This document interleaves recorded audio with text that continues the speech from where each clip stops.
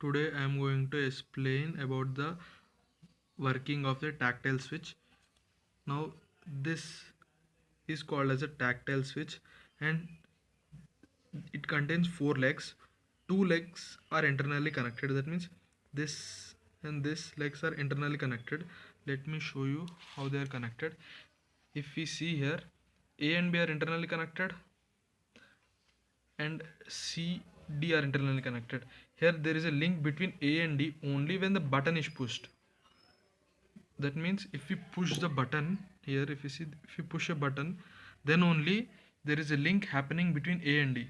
And if we take off our hand, then the connection between A and D is disconnected and no current flows from A and D. Let me show you the demo how it works. See, now there is I am supplying current,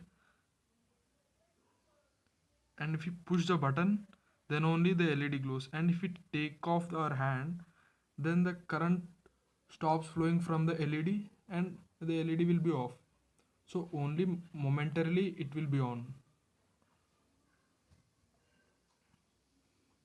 This is the circuit diagram